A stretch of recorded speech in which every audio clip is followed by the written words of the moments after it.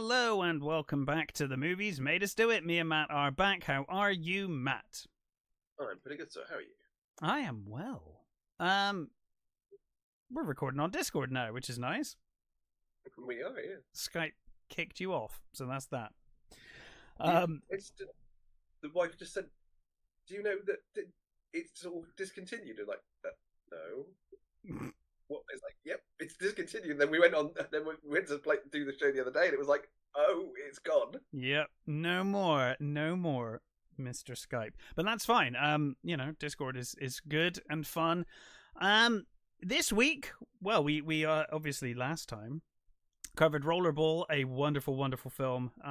It's one of those movies you remember being good, but you go back to it and you're like, yeah, my God, this film is great. But this week, sorry? That's always, I think, the thing with a lot of this. I think 70s movies in particular. Yes. I think it's that you remember them being really great and you think, oh, am I going to go back and find that? Be disappointed in your memory of it, but not in this case. No. But this week we're on to modern movies. Do you want to kick us off? Yeah, should we start with Black Bag then? We can certainly do that. This one was one you watched and suggested I watch, which I'm glad you did, to be honest. So Black Bag follows the members of a British intelligence agency, in particular Michael Fassbender and Cate Blanchett's characters, who are a couple. Yeah. But at the start of the film, we kind of see Michael Fassbender's character. He's tasked with tracking down this whoever is selling this device. I forget the name. What is the name of it? MacGuffin. What is the MacGuffin called though? It hasn't. Cerberus. Yeah. And he initially says, well, okay, he's given a list of people or potential suspects. And one of them is his wife, played by Cate Blanchett. I love the way that Skarsgård, who gives him the list.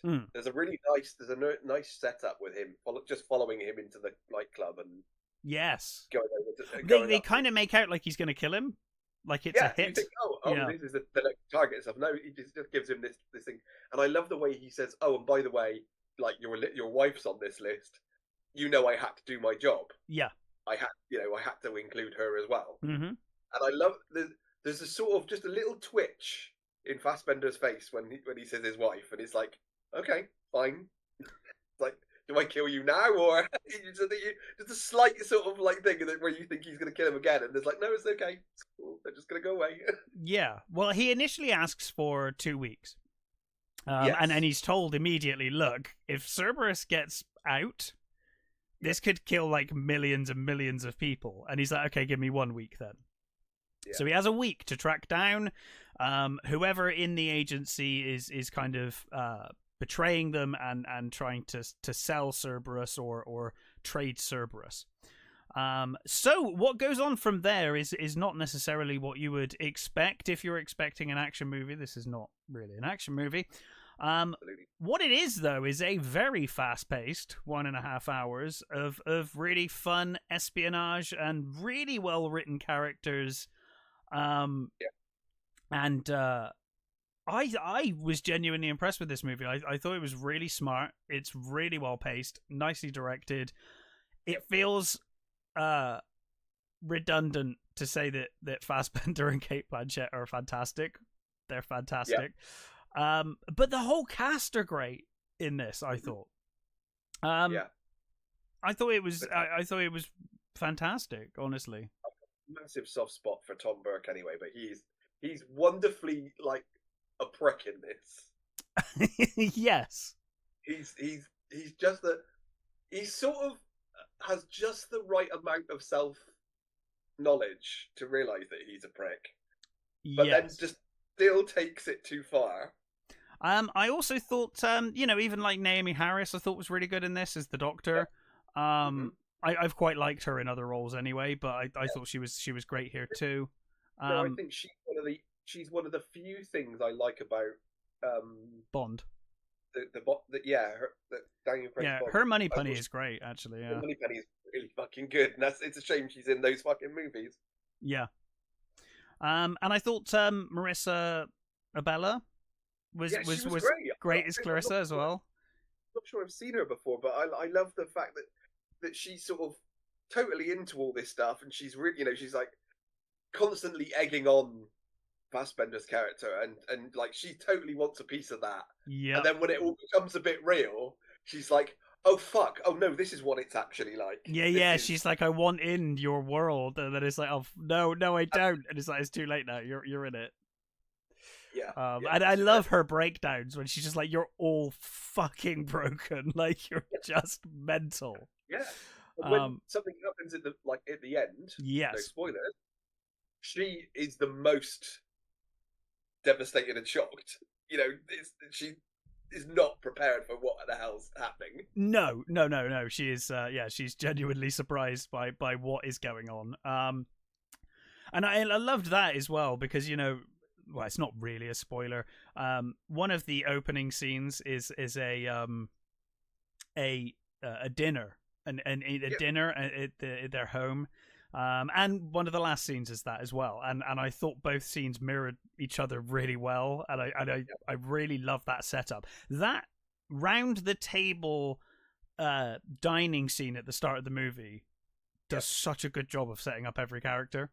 Yeah, and what's great is that what those characters are saying they're being truthful because yes, it's not a spoiler. Fassbender's character, what is his name? George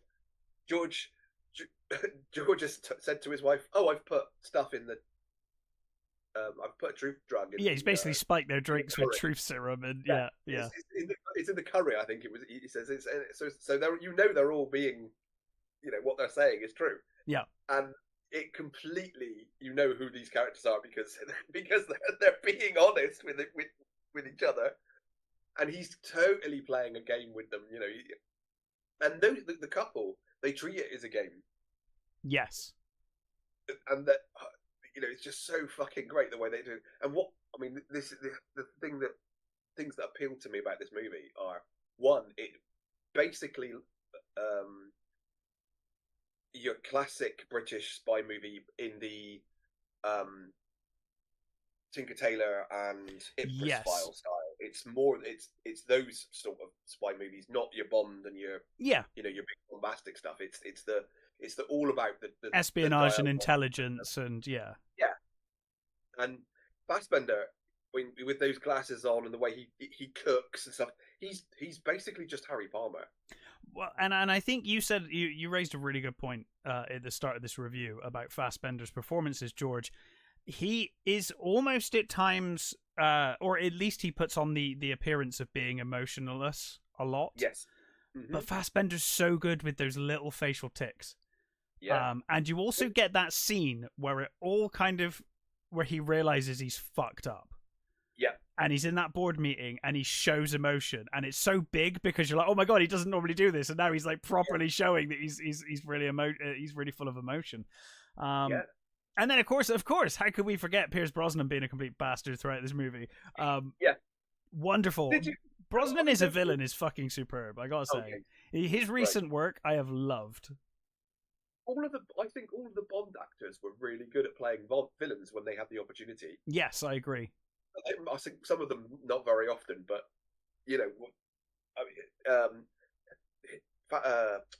him and Dalton are just great. I feel like Dalton was born to play villains anyway. It never quite fit right that he was playing a good guy in anything, That voice is made for villain. He does kind of have the most villainous Bond. So. He really does, yeah. Which is why he's one of my favourites, I think. But yeah. But what also I love there's just the sort of, and I know that the director, Steven Soderbergh, wanted to have he picked Blanchett because he knew that she could bring a sort of glamour to it, and she does. They dress her like she's from 40s Hollywood. I was gonna say, yeah, she really does have the dress of a 40s movie star. It's great. She sweeps into the room and like she's all she's way more sort of extravagant than he is. He's very sort of like all contained in that, and she's not nearly. He's I mean, quite understated. She's Yeah. like everyone would look at her when she walked in a room. Yeah. You know, he would Yeah. he could blend in. You believe he could blend in? You know. Yeah, he could just be in the background, you know, quietly sort of sitting there, and she would be the center of attention, which I think is a great partnership. It is, yeah. You know, if they did missions together, that's just, you know, she does the thing, he goes and does all the stuff in the background, you know. Well, you say them doing missions together. One of the things I came away from this film feeling was like, I could see more of this. Like I could see another movie with these two, and more of the cast, to be honest. But you know, particularly. I know Soderbergh's very pissed off because it didn't do very well. It's not. I think it's a real shame it didn't, because this is fantastic. Yeah. But I don't even think it was released in the cinema over here, was it? Well, I'll be honest with you. I hadn't even heard of it until you mentioned it. Didn't even know it existed. So I've not seen an awful lot about this movie at all. Yeah, I heard about it, and I was immediately thought, okay, I'm going to give that a go. I'm sure I heard about it a while ago. Yeah, so I was just really impressed. Oh, and the Brosnan thing. I don't know whether it was just me. Did you think he was channeling? I was going to say Prince Charles. Sorry, King Charles. Oh, a little, yeah. I can see that now you've said it. His hands behind his back, and some of his mannerisms were. I was like, oh, that's like how people like Phil Cool used to do Prince Charles. That I hadn't thought that, but now you've said it, yeah, I can kind of see that. And they gave him like this prosthetic nose as well, so he's got this really. You're looking at him and you think he doesn't quite look right. Yeah, there's something wrong. I'm not quite sure what it is for a while. It took me a while to get what they altered on him, and it's the stars. But you know, it's not an action movie. It doesn't rely on action set pieces. What it relies on is really clever dialogue, really really fantastic acting, and I think the movie hits it out of the park, honestly. And it's just long enough. It never gets boring. That's it. It's great because it's only an hour and a half. Yeah, you get all the sort of lovely dialogue. You get the beautiful visuals, because it even though it doesn't really go anywhere other than it's very well directed. Yeah, it's and I think their offices look really cool as well. Yep, like the set design is really cool. Yeah, it's a very cool movie. It's just oozes this, and it's even got like a sort of jazzy, sort of bass and drum heavy soundtrack. Yeah, not drum and bass, but jazz. Yes. I knew what you meant, but yes. Yeah. Which just works really well for this sort of spy movie, and it just feels like a very classic sort of 60s, you know, spy thriller as opposed to spy actioner. And I'm sure. I mean, I have read some of the reviews that have just been appalled by it, but I love it. As long as you go in knowing that that's what you're going to get, I think you'll be fine. If you go in expecting Bond and big you're going to be in for disappointment. Really disappointed because it's not that sort of spy movie. Yeah, I mean, I went in with no preconceptions because I really didn't know anything about the film. Other than the poster, so I loved it. Loved every second. I think they're already talking about a sequel, so which, you know, makes me happy. I will totally watch the sequel. I would almost, you know, chomping at the bit to looking forward to it. It's and I mean, if this one didn't do well, I would do the second one in the cinema if it came out in the cinema here. I thought it was really good, really good. Yeah, it's just really, and like you said, it has this really nice rounding with the you know the beginning, the dinner scenes, dinner at the end dinner scene. It just does it so well, and I just love the whole idea that they all kind of know why they're there. Yes, even in the beginning, they all kind of know why they're there, because they're all agents. They all know how each other works, and they're all sort of in awe of George and his wife, because they're obviously it's a relationship that's worked. Yeah, and I think one of I forget the character's name. but one of the characters actually breaks it down at one point, and she's like, look, I can't, what the fuck am I supposed to do? Like, I can't date outside of the agency because no one understands me, and I can't date inside the agency because we're always fucking each other over, and we're all super secretive, and we've all got like double crossing going on everywhere. Like, what am I supposed to do? And that's why they kind of admire George and his wife, because they're both in the agency and somehow it works. There's this really sort of, one of the dynamics with George is, I won't spoil what some of the things he's done, but he has this thing about hating liars. Yes, he hates liars and hypocrites. When he kind of is as well. You know that he's a liar and a hypocrite. Yeah, absolutely he is. And I mean, at least he outright says he will lie for his wife at one point. It's like, I will lie for her. Yeah, he completely says that, and that's kind of the biggest dilemma of the movie, is the fact that he has to, but he might have to decide whether he has to kill his wife or go against his country, basically.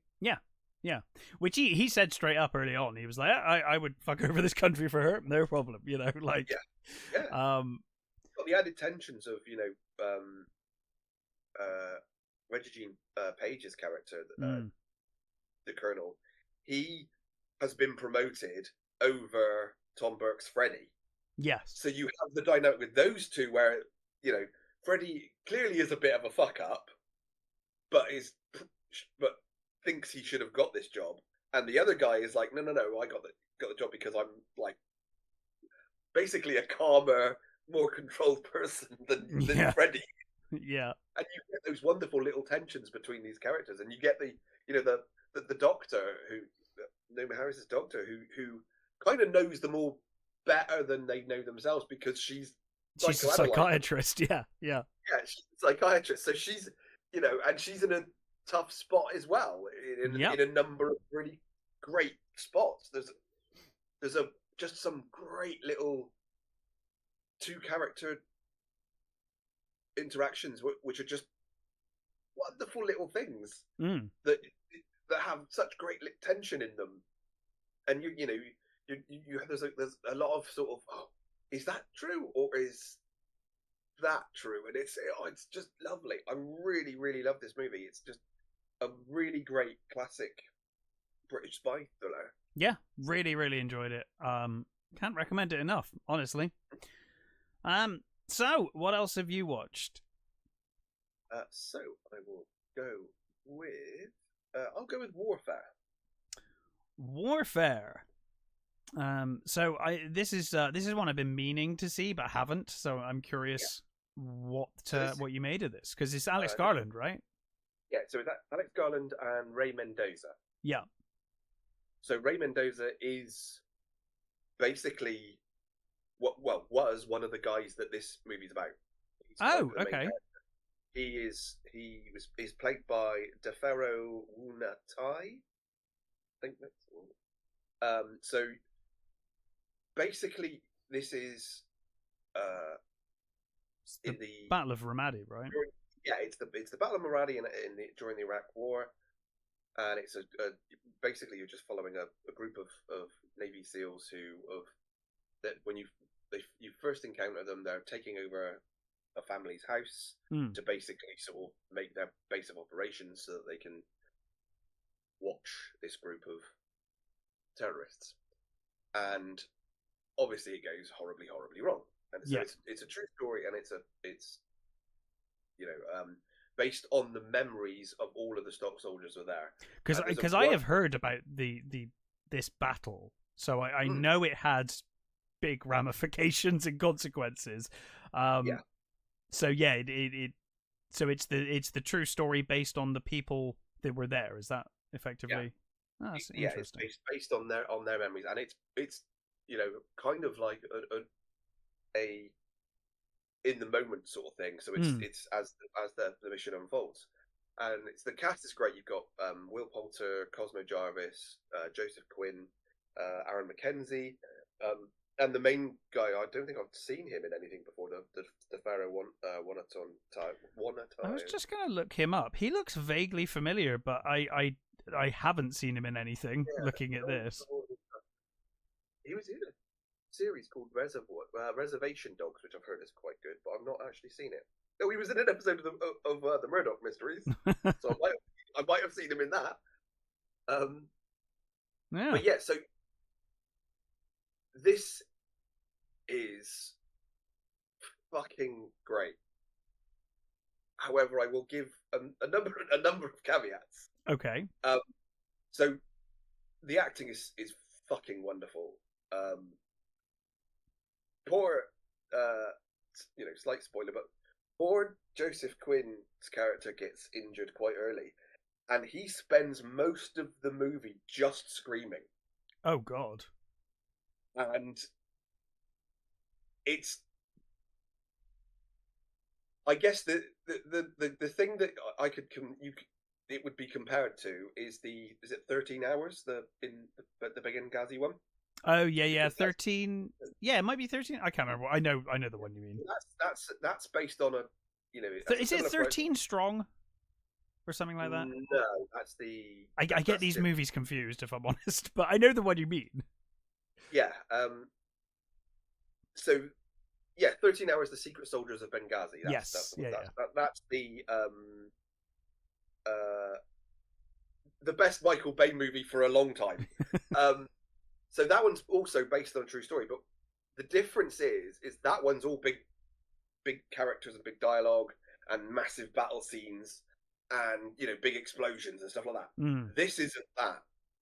This is it's basically like a crime scene reconstruction. Right. It's like a documentary of how it unfolds. There are no fancy dialogues. There's no really sort of big heartfelt moments. There are just these soldiers. It's just matter of fact. This is what happened. Yeah. Trying to get a job done, and things going horribly wrong, and people getting injured, and it's really good. But I certainly 13 Hours I could watch again because even though it's it's the true story. It's a big shouty war movie, basically. yes. This is not that. This is an experience. Just a harrowing, horrible time. Yeah. Yeah. It's just you're in it with them, and it just feels like you're almost like you're intruding, like you shouldn't be there. You know what I mean? It's like you're in these with these guys who are just fucked, and that Will Poulter's character gets from the beginning. He's in charge of the group, and he's the officer in charge, and he gets hit quite early. But for him, there's a grenade that gets lobbed in, and he gets basically his hit in the head. Right. And it sort of almost puts him out of commission for the rest of the operation. But it's the way he's sort of just there trying to sort of clear his head and trying to clear his mind and trying to focus on the job and try and get these guys out of this fucking awful position, and then it goes even more wrong, and he gets even worse. And I just love the way that there's another group, because there are various groups in different parts, and they come together to try and all get out, get extracted. And when the new group comes in, and he's just like, look, I'm fucked up, man. He says, you've got to fucking take point. Yeah. Because I'm not fucking. It's just lovely little details that just feel so fucking real and really raw, and just it's really, really fucking good. But it is not a movie, if you see what I mean. It's, yeah. It's a sort of recreation documentary almost. It's just the remembrance of how this happened in a non-movie way, I guess. It's like, that sounds weird, but it's not. it's really well directed, as you would kind of expect from Garland. I mean, the acting is just it's great, but it doesn't feel like they're acting. If you see what I mean, it just feels like you're a documentary crew following. Yeah, it's just so well done in that way that you're just kind of with it, and but you can't. It's not a movie that you can sit and enjoy, or no, it's not an entertainment movie. It's not. Whereas I think 13 hours isn't supposed to be really. I don't think it.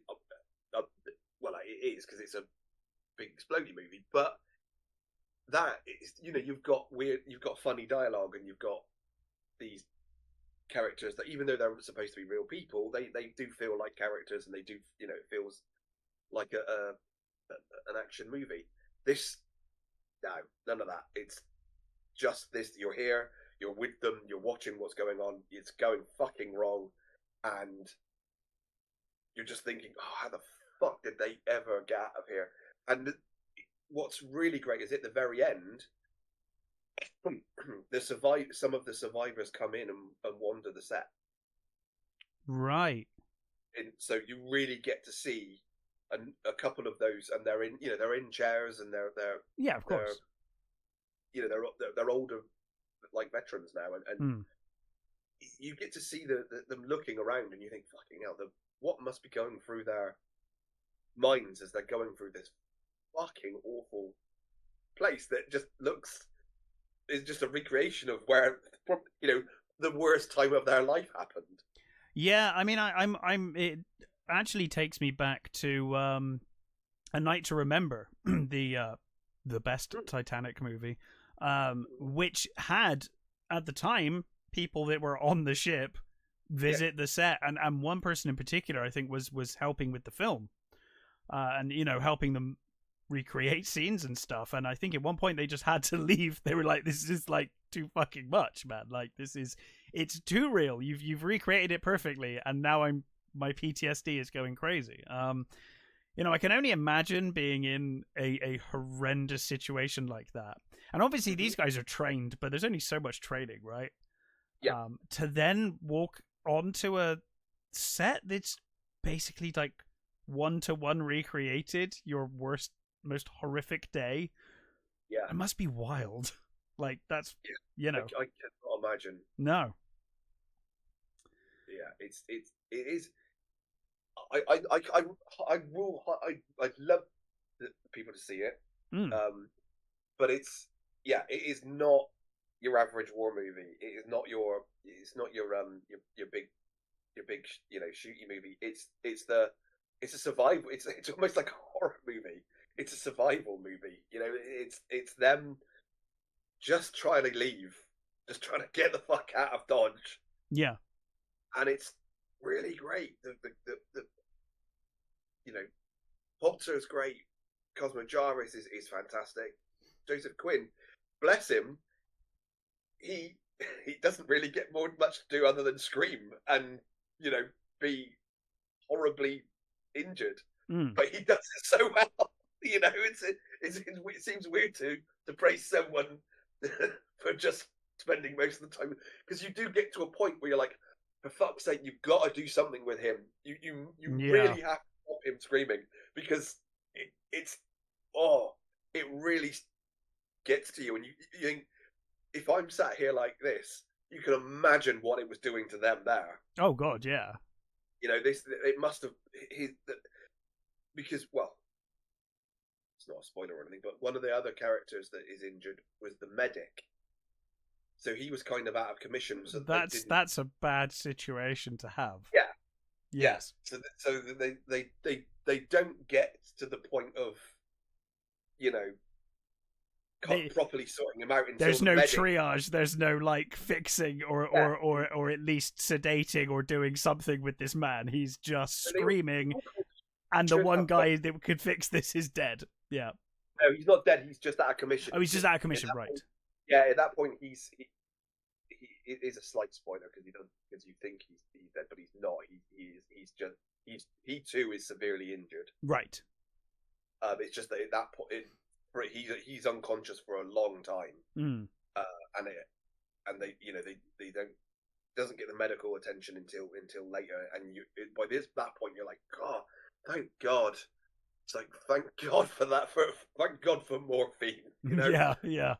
In that situation. But wow. yeah, it's not a movie I can recommend as a hey, you want to see an action movie? As a piece of entertainment, no. Yeah, it's not that movie. If you want to see an amazingly acted reconstruction of a horrible fucking event in a group of soldiers' lives, then yeah, watch it, because it's so good.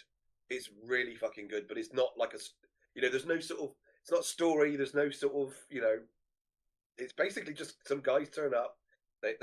They're watching some bad guys, and it all goes wrong, and that's it. It's just them trying to get out. Well, it definitely sounds like an experience, and it's definitely going to be something I will watch. But I understand your reluctance to recommend it. Certainly is entertainment anyway, from the sound of it. So yeah, like I said, it's a wonderfully made movie, film. But yeah, I can only say, just go into it knowing that it's not. This is not your average war movie, and it is more of a documentary style, harrowing event. Yeah. Well, from that to another kind of action movie. So cost of living crisis these days, and so all of our aging action stars have started taking up day jobs as bricklayers and beekeepers and whatnot. And Jason Statham is a working man. In David Ayer's latest film. Have you seen this one? I haven't yet. No. Okay. I still haven't seen the Beekeeper, and I want to see that too. The Beekeeper has one up on this film purely because the Beekeeper definitely knows it's being really stupid. Right. Okay. This film's biggest problem is that it's way too earnest and we're taking stuff way too seriously. Okay. So. This is based on a screenplay by Sylvester Stallone, which blows my mind. Every now and again, Sylvester Stallone's attached to writing something, and I'm like, you wrote Rocky. That's really good. Yeah. What's going on? I always try to keep in my mind with Stallone that he's actually a really good writer. Yeah, so you kind of get to the point where you're like, well, it can't have been a fluke, because he wrote quite a few good movies. Like, does he just not give a shit? I don't know. But anyway, he did this along with David Ayer and Chuck Dixon as well, who's a great comics writer. Yes, yeah, it's based on a one of his comics, I think. Yeah, Levon's Trade, because the character is called Levon Cade. That is the working man of this film, Jason Statham. He's an ex-Royal Marine Commando, and now he's a construction foreman. He's working for this family-run construction firm. Everybody loves him. At the start of the movie, we see how much everyone loves him. Everyone's coming on site, and all the workers are giving him food and like, oh, my mum made you this because you're like the king of the construction workers, and we all love you. So it's run by this family business. One day, one of the employees there is obviously in a bad way. He's obviously got in with some bad people who turn up to the site to rough him up. And of course, Jason Statham kicks the living fuck out of them. Jason Statham is going to Jason Statham. Yes, Jason. This is the most Jason Statham movie. Jason Statham does nothing but Jason Statham in this film. The whole time. So effectively his family, the family that run the business, see this. The daughter primarily sees it and promises to keep it quiet. She says, I won't say anything, promise, but you need to teach me some of that stuff. And anyway, she gets kidnapped while on a night out by Russian traffickers. And so the father of the family approaches Levon and says, "Hey, find my daughter." And Levon's like, "No, I don't do that kind of work." And then immediately he does that kind of work, and he goes after the bad guys. I'll be honest with you, I watched this a week ago and I've forgotten most of this film. It's just if you're going in for just a Jason Statham beats up people movie, you will get that for sure. I do think it takes itself far too seriously for such a stupid movie. There are some hideously stupid lines that in a film with more humor would have probably been fine, but in a movie that seems to be taking itself a little seriously, not so much. I mean, some of the performances are okay, I guess. David Harbour's in this is like a blind veteran. Briefly, he's kind of like a blink and you miss it character. Okay. He's mainly there to give exposition as to how great a guy Jason Statham used to be. Character? Sorry? Is he wise old man character? Kind of, yeah. He's like he's an ex-Marine who was saved by Statham, so he loves Statham. And of course Jason Statham has a daughter, obviously. Which you think all the way through is one of the few twists that this fucking movie does. Is you think all the way through that the daughter's blatantly going to get kidnapped, but she doesn't. Statham just gives him to gives her to David Harbour, and she just leaves the film. It's fine. It's like, oh, okay. So there's no stakes for him then. Fine. So no, it's just the rescue of this girl. It is like paint by numbers. It just takes itself way too seriously. Where I think Beekeeper, as many issues as I had with Beekeeper, I was entertained by just how ridiculous that film was and how much more ridiculous that film got as it went on. Like, it gets so ridiculous. Yeah. But it must know what it's doing. This one, it feels like it feels like they're really trying to be serious, and it's so silly. The two styles don't gel for me, because Jason Statham, when he's doing Transporter and that kind of stuff, is fine. That's great. Yeah. But here, it's just too serious, and like I said, I honestly don't remember half of it. It's a movie you've seen a million times before, and you've seen better versions of this movie, basically. Yeah. It's got Jason Fleming in it as well. I love Jason Fleming. Is he on bad guy duty? He is. And he's very good for the bit he's in.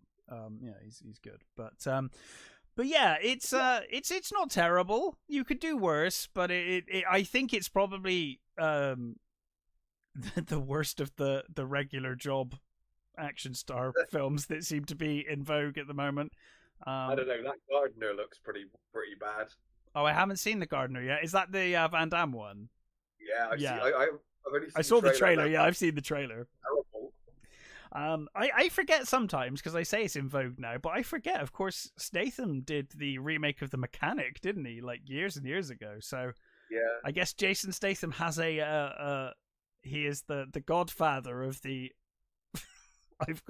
I'm a working man now, but ex-military guy. Yeah, he's done it in a number of times. So I think even in the one where he's like a homeless. Is he homeless? That movie I really liked. That was, what was that called? That's the one with the girl, isn't it? That's really good with numbers and stuff. Safe. Yes, that's the one. That was quite good. That one, I quite enjoyed that one. Yeah. I mean, honestly, I like it when he's a little more comedic. Me too. I do totally. I liked him in the what were they called? The ones where The Expendables? No. Oh, Crank. Oh, Crank was great. Crank's over the top ridiculous movie, and then number 2 comes out, which has got a fucking kaiju fight in it.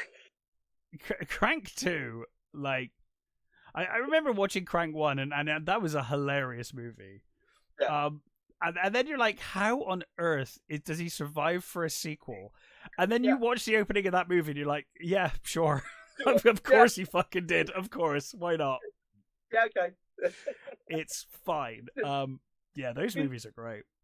And he was in that really awful film Spy, which is terrible. I've never seen that. The best thing in it. I'm sure he is good when he's cast well. He's good, and you know, and like I said, it's not that he's unlikable here. It's just I just think it takes itself a little too seriously for how silly the movie is. But you could do worse if you want some mindless action. You'll get it. It's as cookie cutter as it comes.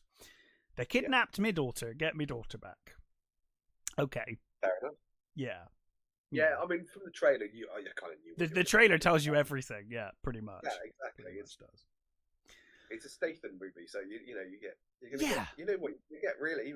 It just needed more humor, I think, which is weird to say about a film about human trafficking, but there we go. That's where we are. Anyway, what else have you watched? So we go with Heart Eyes? We could go with Heart Eyes. So, Heart Eyes, Josh Rubin directing, and starring Olivia Holt, Mason Gooding, Gigi Zambado, Michaela Watkins, and Devon Sawa, sorry. So, for the past couple of years, there's been some murders, and we see at the start of the movie, it's a serial killer named Heart Eyes, or the Heart Eyes Killer. He's been dubbed. He has a mask with hearts for eyes. Oh, and don't forget, the murders are happening on Valentine's. Well, that was the thing I was going to get to, is that they are Valentine's murders. And the killer appears to only kill couples. Yeah. And we see that kind of quite hilariously in the opening of the movie. Yeah. Although they did kill the cameraman for no reason. That's exactly what I thought. It's a bit of a hole in the plot for the rest of the movie, because the whole way that I liked the gag in the movie when they're like, we're not even together. Yeah. But it would have worked better if they hadn't killed the cameraman, who was completely innocent at the start of the movie. And presumably not related to this at all. The killer clearly kills anybody around the couples too. So yeah, I guess anyone that's seen a couple will get murdered. So we're introduced to Ali, who is she does like pitches for this jewelry company, and she's based her whole pitch this year around tragic death. Loss and love in death. So it's kind of, I actually love those commercials. They were great. Really bad idea, but great. Yeah, exactly. I did think that it's like, those are the best commercials ever. There are no way they're selling their jewelry with No. Like, I would appreciate this, but no one would buy this. Yeah, they get Bonnie and Clyde getting gunned down and. Like really sort of black and white with like these red ribbons of blood coming out of them. It was just great. It was great. It was genuinely a great advert. That's my favorite thing in the movie. So Ali's boss obviously is horrified by this, purely because, of course, in the time that she's been working on this, the Heart Eyes Killer has been going around killing everyone. Yeah, and he's moved to that. They've moved from different. Each one is in the different year is taking place in a different city. Yes, and now of course it's in the city where she's pitching this advert. So it's really poor taste. Not that she knew that necessarily, but no. It's really poor taste. Ali's recently broken up from her boyfriend, and so she's kind of. Doesn't believe in love, and she thinks it's all a con and everyone's an asshole. This is a common theme in this film, that everyone is an asshole. But she comes across Jay. She's told she has to work with Jay, who she meets him in a coffee shop at first, right? Yeah, they have the same coffee thing, which is like fucking, I don't know, honey, milk, and... I must admit, I did laugh when they were talking about when she was like, "You cannot have ordered the same insufferable drink that I did," and then the guy behind the counter is like, "Fuck off!" like both of you leave. It's really. I like the way he says. It's really not that rare. Now get the fuck out of the way. Yeah, let me do my job. That was good. So anyway, they have to work together. You can tell that Jay's kind of interested in Ali romantically. She is not interested in him, at least at first. But is persuaded that they need to work together basically to fix this pitch disaster. So Jay suggests that they go out for dinner, which they do. It all goes terribly. There's some brief moments where it seems like they might get on, but they're both so fucking insufferable that they're insufferable to each other before long. So it all goes to pot, but on the way out of the restaurant, she sees her ex with this other girl. And so she kisses Jay, and Jay covers for her, and they make out like they're a couple. Now, of course, the Heart Eyes killer saw this and now thinks they're a couple, so they have now made themselves the target of the Heart Eyes killer on Valentine's, even though they're not technically a couple. And this leads us into basically a slasher movie. The slasher's kind of after them. That's the conceit. They're not a couple, but they're being chased by the man who murders couples. So this is kind of marketed as a slasher rom-com. Yes. Now, I went into this, and in fact, interestingly enough, I went into this wanting a slasher movie. Didn't really care about the rom-com bit, which is why I think I had a better time than you. However, today, I saw an interview with Josh Rubin, who said that his two biggest loves in the world is horror and romantic comedies, and he wanted to do a film that did both. Right. And as you said, and I agree, and I can understand why you don't like this movie as much as I do, because I totally agree with you. This fails spectacularly at being a romantic comedy. Like, it fails because they're both awful, and they're just terrible. Like, I mean, she's awful. He's fucking terrible. I mean, the performance is good. The performance is great. Yeah. Like, their performances are really good at being insufferable douchebags. Yeah, and that's the problem for me, is that if you're going to do, at the heart of slasher movies, they're idiots. We all want to see the idiots get punished. Absolutely. I want to see this couple get punished.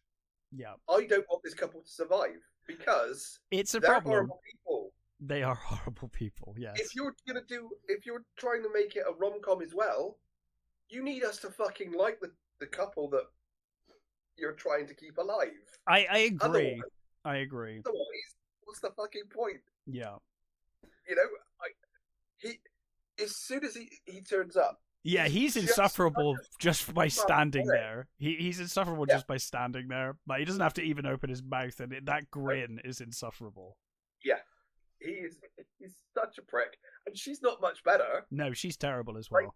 Like, the thing with her is, every time she you think, oh, okay, I'm kind of warming to her. She gives you a glimpse of someone nice, and then it's like, nope. Yeah, and then she does something so stupid that you just think, oh, right, okay, no, you are a dick.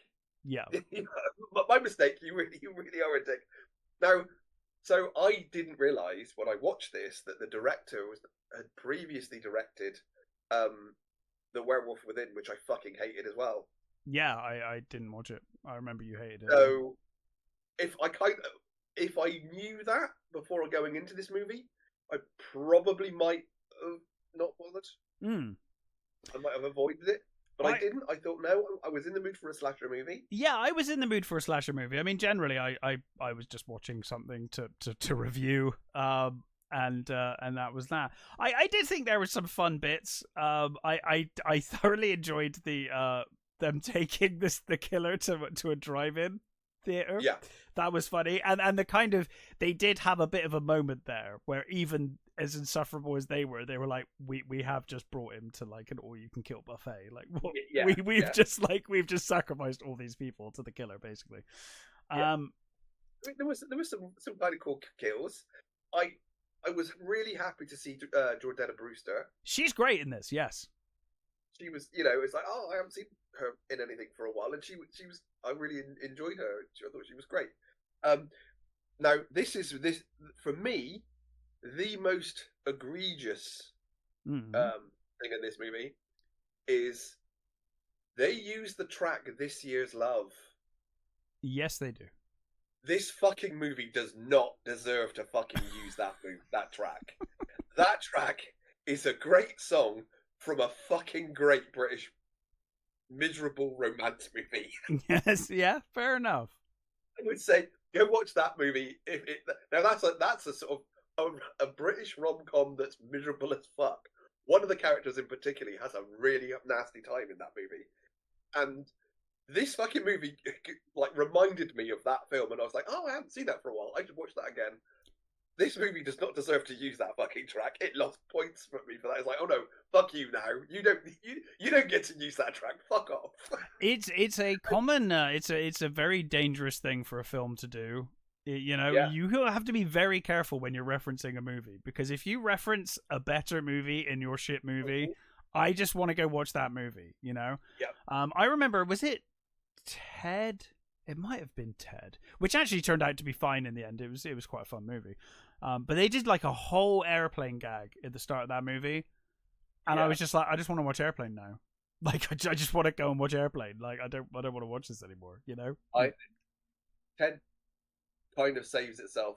It does. No, it went on to be quite a good film after that point. But at that point, I was like, you're doing it works better in Family Guy when it's a cartoon. Doing it with live actors was weird, and it was like, I just want to watch Airplane. Honest, that a lot of the jokes they use are from Family Guy. Yes, they're kind of reappropriated jokes, but they kind of work because of the what they're showing. But yeah. I mean, for me, that movie saves itself by having the whole Flash thing. The Flash Gordon stuff is brilliant. That's super. I liked Ted in the end. It was just that. Ted's great. Ted 2. I don't think I've even seen Ted 2. It's okay. It has its moments, but it's But it really suffers from not having Mila Kunis in it. Yeah, fair enough. Mila Kunis is great. Yeah. So, L-Take, I kind of enjoyed this movie, or at least more than you did. I wouldn't say it was particularly great, but I did have a good time watching it. They are insufferable, but I went in wanting a slasher movie, so I was kind of, yeah, it kind of worked. I thought it had some funny bits, some funny moments. Some of the kills are quite fun. Not as good as another movie, which we'll talk about later. The story is great. I love the way that they. It started with the insufferable couple. Oh God, they were so insufferable. That was great. Yeah. Oh, I told you not to put the ring in food. It's like, oh, I'm sorry, I forgot. And it's like, did you get it? Did you get it? They go to the photographer. No, I didn't get it. I was. There was a flash of light. I was distracted. Blah, blah, blah. It's like, yeah, this is great. These people deserve to die, and they do. And you're like, this is great. And then it becomes something entirely. It becomes something else, and you're like, oh no, you're losing me here. This is no. But I mean, I like the end. The end was quite good. I did have a good time. It's not a movie I will ever watch again in my life, but I didn't hate it as much as you did. But I will say, I 100% understand why. Because if I wanted a romantic comedy, as this is clearly billed and intended to be, I would probably have been disappointed as well. Yeah. Because I don't think it does romantic comedy particularly well. I think it does the slasher stuff great, but the romantic comedy side not so much. So I understand. Yeah, and I don't, like you said, I don't think it's the fault of the actors. I think the performances are great. They were clearly just doing the role. Yeah, Mason Gooding and Olivia Holt are good in their roles. Yeah, absolutely. Just the roles are written to be insufferable. Yeah, they just needed to be a little more likable. Yeah, they needed to. They need me to want them to live. Yeah, and funny enough, I want them to live. Yeah, and funny enough, from that perspective, it kind of actually reminds me of the last failed rom-com that I watched, that you watched, that Reese Witherspoon one, the wedding one. Oh, yeah. which again suffered from the same problem. It's like you're both assholes. Like, just the way those two together. I don't, there is no way is that character falling for her. No. Not happening. Especially after what he does to her. It's like, there's no way she's going to turn around and go, oh yeah, sure, we should be together. No, it's not happening. Are you fucking mental? Yeah.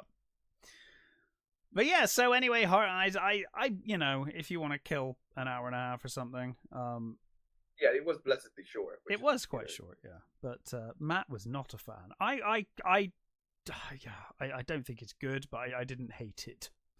That's where I am. The worst movie I've ever seen. No, I enjoyed it for what it was. But anyway, what else have you watched?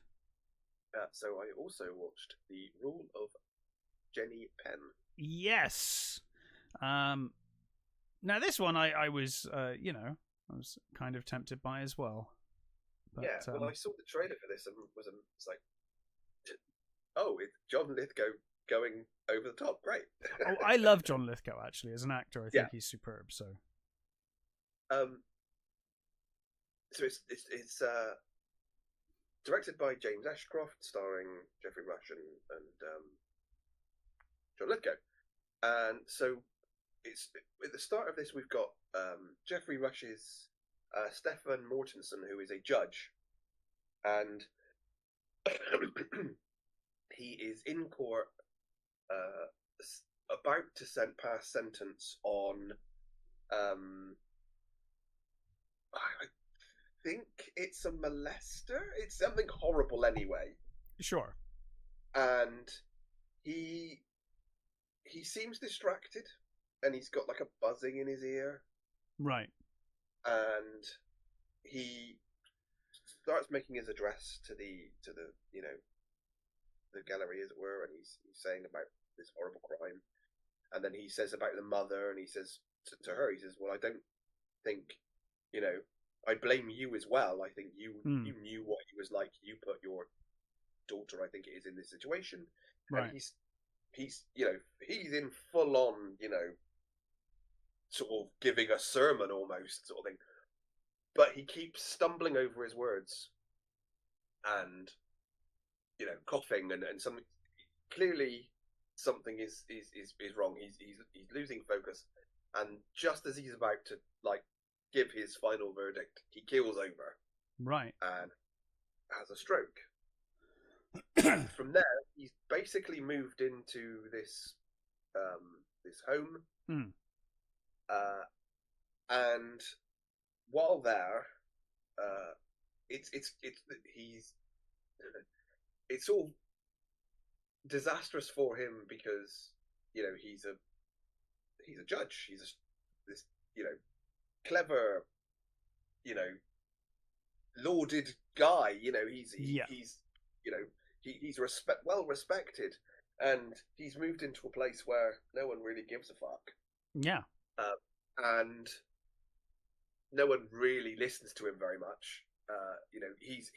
He says I should be in my own room, and they're like, there is no, the realities are that we're slightly overcrowded. You can't have it. That you might in a couple of months, and he's like, I'm not going to be here that long. All this sort of. Now, while all this is going on, we get John Lithgow's character, Dave Creeley, who, when you first see him, seems sort of just almost innocent enough. Right. He's sat there and he has Jenny Wren, who is this baby puppet on his hand. Yeah. Which he has all the time. And he's sat with watching some sort of entertainment with a group of old people, and one of the women leans over to him and says, "Oh, you've got to avoid the ones on that table. They're all like children. They're all a bit mad now, and they've all got they play with toys like children and all that And she's horrified. Meanwhile, she's saying things like, "But my after Christmas, my family's going to come back for me and take me off." He's like, how is Christmas nearly over? And he's like, it's October. Yeah. So you know that's the what he's been put into. Yeah. And then from there it gets worse when it turns out that Greeley, despite the fact that he's mad, he's also an incredibly calculating and vicious bastard. Right. At night, he basically stalks the place and torments the residents in different ways. He sort of goes into their rooms and he steals things and just makes their lives misery. And he does this thing where he the judge's roommate is an ex-football player. I think it's football. He's an ex-football player who I think didn't have the best career, but he did. It was a good career until I think it all went a bit wrong for him, and he just stood over this poor bastard in his bed, and he's he's like doing horrible things to him, and he says, "Who rules? Who rules?" Jenny rules, doesn't she? And he makes him kiss her arse, lick Jenny's ass, which is his wrist, basically. Right. He's like, go on, kiss her arse, lick her arse. He's going to him, and he does. He's torturing him, and Jeffrey Rush is absolutely horrified by this. Jeffrey Rush is a superb actor. Oh yeah, he's so good in this. I imagine he would be. And he basically goes, tries to sort of go against him and tries to sort of say something's happened. But of course, the staff are like on the other guy's side. They're like, well, he's a harmless, because of course they see him during the day. They don't realize, yeah. He's a harmless nut. He's got Jenny Wren, his little doll, and he doesn't bother anybody. He's fine. Why are you making such a fuss? And he's like, no. Why? And obviously, it gets worse and worse as Greeley does terrible things. Like he's slight spoiler, but he steals a load of things from other rooms and puts them in the judge's bed under the judge's bed, like he stole them. Right. And so it's just getting worse and worse. And not only that, the judge's condition seems to be worsening either as well. He has this idea that he wants to get out. He's not going to be here that long. But he's having blackouts. He's losing time, and he's, he's slowly coming to the conclusion that, oh my god, this is like my life now. I'm fucked. And there are some wonderful speeches and some wonderful bits of dialogue from both of them. Jerry Rush's character quoting Shakespeare and other big sort of these big speeches, and his roommate being sort of being not. It's like, yeah, right, you can fucking say good words, fuck you, And they have this this antagonistic relationship because the football player has this sort of family that comes to see him, and he talks to them over the thing, and the judge doesn't have any of that. And there's this wonderful moment where he says to him, "Why aren't you fucking saying anything? Why aren't you doing anything to this to this ex-football guy?" And the football player says, "Look," he says, "I've got this granddaughter, and at the moment, she comes to me and she looks at me and she sees her old granddad, who's a wonderful person, and she treats me really well, and I don't want her image of me tarnished, taken away." Yeah. Because presumably that's all he's got at this point is this girl. And he's like, if I do anything against him, he's just going to make my life worse, and he's going to take that away from him. I want to have at least some fucking dignity with my family, while I can. And that's the biggest horror of this thing is as awful and truly terrible Lithgow is. The actual awfulness is just the mundanity of old age and your body failing and just not being fucking listened to by the staff. It's really good. I mean, I would say just watch it for the performances, the two leads alone. but it is a genuinely, terrifying movie. It's got some great, pieces where you're just wandering, you're wandering around with Lithgow doing horrible things and just being a prick to people, and there's you're almost like, oh, what does he do? How many people has he killed, and how many people is it?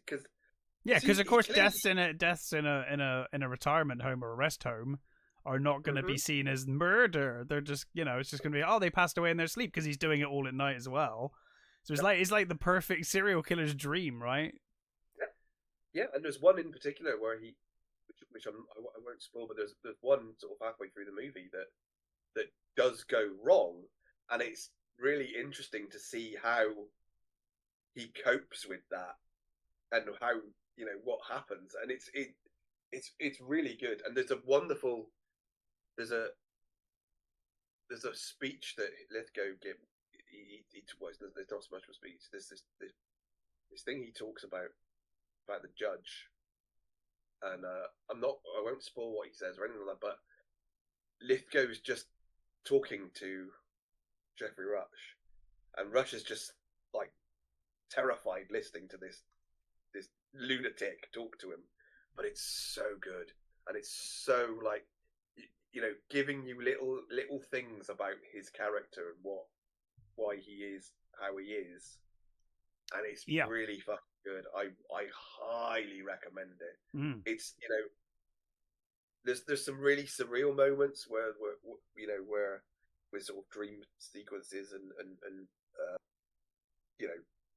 characters sort of coming unhinged, as it were. But it's really good. I can't remember whether I've seen anything by Ashcroft before, but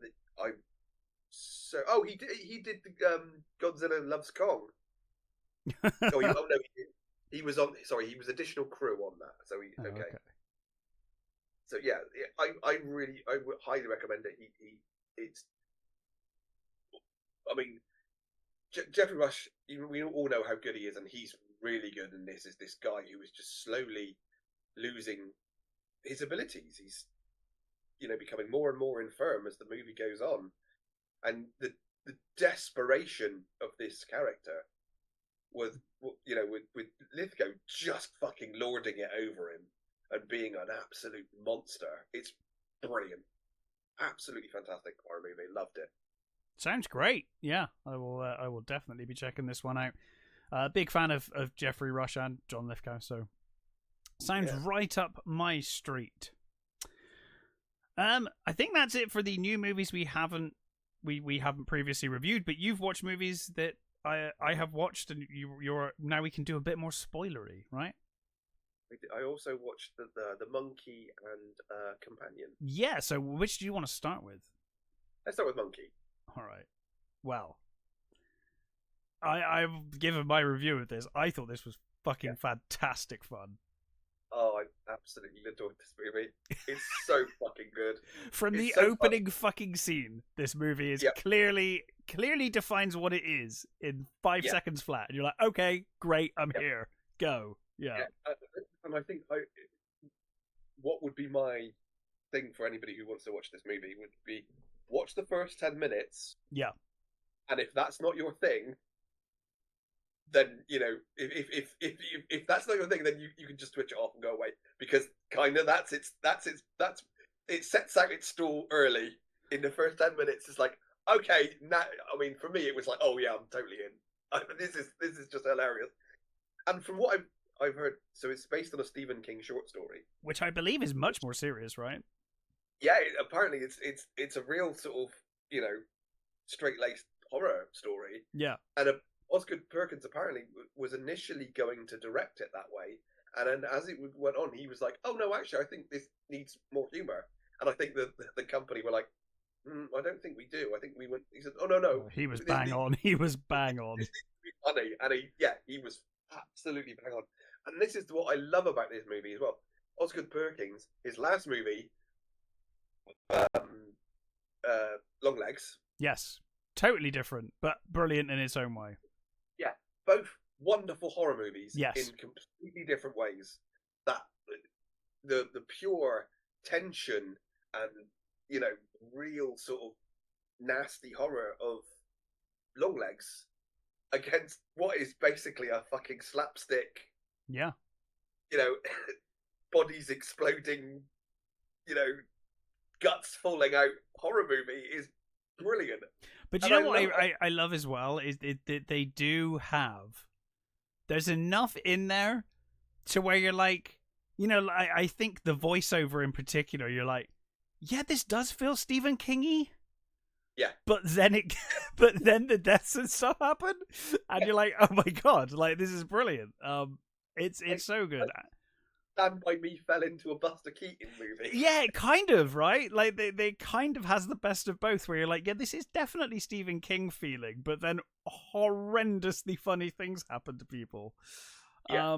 I thought Theo James was great as well in like 2 roles. I thought he did very his good. American accent was pretty good. Yes, me too. It's not the best I've heard, but it was far from the worst. I really liked it, and I do like that he's playing 2 characters as well. The brother is so fucking awful. Yeah, like immediately, and just continues to be awful his entire life. Never changes. He's just an awful, wretched human. I love when he phones him like in adulthood, and you're like, oh my god, okay, he's exactly the fucking same. Yeah, yeah. Like, he just does the same thing every fucking time. Yep. It's just hilarious, and I love you get the sort of the weirdness of their upbringing with their weird dotty mum, and then moving on to their weird dotty auntie and uncle, and the uncle, of course, played by Osgood Perkins. Yes. That was the weirdest thing for me, was finding out that Osgood Perkins was one of the characters in Legally Blonde. Yeah. I was like, I know that face. I'm sure I know it from something. And it's like, oh my god, he's from Legally Blonde. I think I never put those 2 together. No, I think you told me this about a week or so back when we were talking about this. Yeah. It's so well directed as well. It's just. It is. It's actually really well shot. Yeah. Yeah, really well shot. It absolutely tears along. Again, it's another hour-and-a-half movie sort of thing. And yes. it tears along, and it's got just such really good stuff. I love my only one criticism, and it's not a criticism; it's just a personal thing that I think is a shame, is we didn't get to see Elijah Wood's Ted die horribly. That's true. Yeah. I really want. I was expecting him to turn back up. Yeah, because they do kind of he's such an asshole, and you're like, I can't wait for his death, and they just don't give it. He just turns up, is an asshole, and leaves. It's like, oh, I'm taking away your father power, basically. It's like, I'm going to be the daddy now, and you know, you just don't have the power anymore. And it's like, oh, you awful prick. Elijah Wood is good at playing awful pricks. He's really good at playing awful pricks. I think that's the thing. Elijah Wood never doesn't. I don't think people realise how good an actor he is. I mean, of course, everybody's like, you know, Frodo. He's wonderful as Frodo. But then like Eternal Sunshine, and you know. Yeah, he's really good. I think he's underrated as an actor.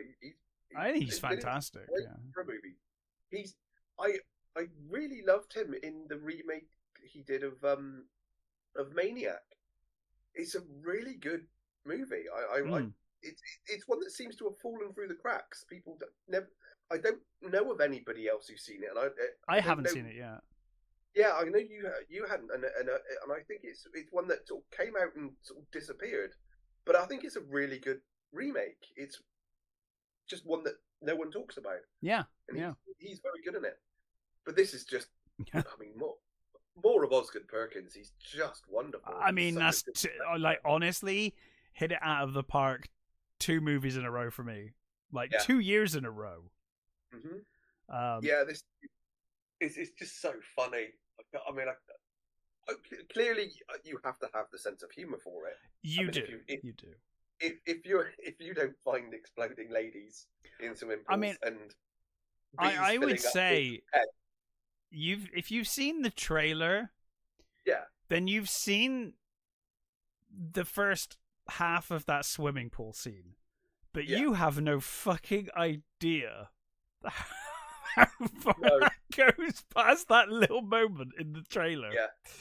Oh my god. I laughed out loud a lot during this film, and I don't very often do that with films. Mm-hmm. It's great the way it just goes on around him, and he's just the poor bastard's just doing his best to keep himself together. Yep. And I really like that he's a terrible parent for a really good reason. For a really sweet reason, yeah.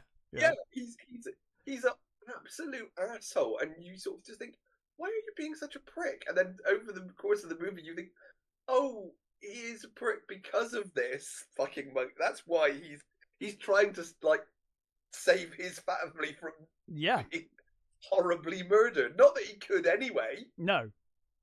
Because the monk, that's the one of the great things about the monkey itself. The randomness of everything. Just chaotic. It doesn't really. It doesn't like, pick anyone in and for any reason. It doesn't like because usually in a movie it's like, oh, this object's cursed my family and it's going down my family line, or it's killing my closest relatives or my loved ones. This thing is like, if you possess this thing and it starts doing its business, it will just at random pick someone in the random area that will die in horrible circumstances. You don't know who, you don't know when, you don't know why. It's kind of like Final Destination if Final Destination didn't have a plan. And it was just a sequence of gory, horrendous shit. The end of the fucking movie, we don't think there's anybody left in that town. We got like the fucking pale rider, right? The pale horse of, you know... The Horseman of the Apocalypse shows up. Right. Oh, and the funniest thing is it at its heart, it's a movie about getting family back together. It is. It's actually got kind of a sweet message at its heart, at the heart of all of this stuff. Yeah, it really does. It's just it's a dad getting to know his son. Yeah, yeah. It's fucking funny for it. I loved it. I highly recommend it to anybody who has a bloody sense of humor and just likes a really, again, well shot, well acted horror movie. Totally. Well, it's just fun. Yes, it is. It is just fun. I completely agree. It's just a lot of fun. Now this is the Monkey is a movie I will watch again. Like when I just fancy a laugh, I will totally watch that movie again. I've already seen it twice. Have you? Wow. Okay, I haven't watched it again. I got my wife to see it as well, and she didn't enjoy it as much as I did. Oh, really? Okay. It's one of those times where I was convinced she'd love it. And she, in the end, she was like, "I can see why you love it." Okay. which usually is a bad thing because it means that she hated it, but she didn't hate it. She just didn't find it as funny as I did. Sure. So Well, I'm glad you enjoyed it because I loved The Monkey. I'm really curious what you made of Companion, which is another film I quite enjoyed from memory. I had a good time. Jack Quaid is in danger of being in everything. That is a fact. Yes. I'll tell you what, though, in this movie, I've never seen him so much like his father. Yeah. There are whole swathes of bit where he's looking hungrily at her. Yes. And being a prick, and it's like, oh my god, that's your dad. That's it. Yes, that's Quaid there doing that, especially the grin.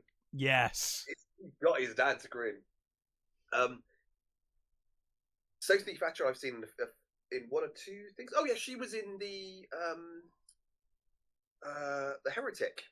Yes. She was Sister Florence in the Heretic. So I've seen her in a few things, and I think she was great. Yeah, she was wonderful. She was so charming and totally. Really funny. Poor Rupert Friend turns up and gets murdered really quickly, so it's like, oh, okay, he doesn't get to do very much.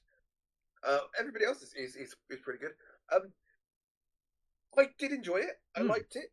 Um, it it helps that I really liked Iris. Yes.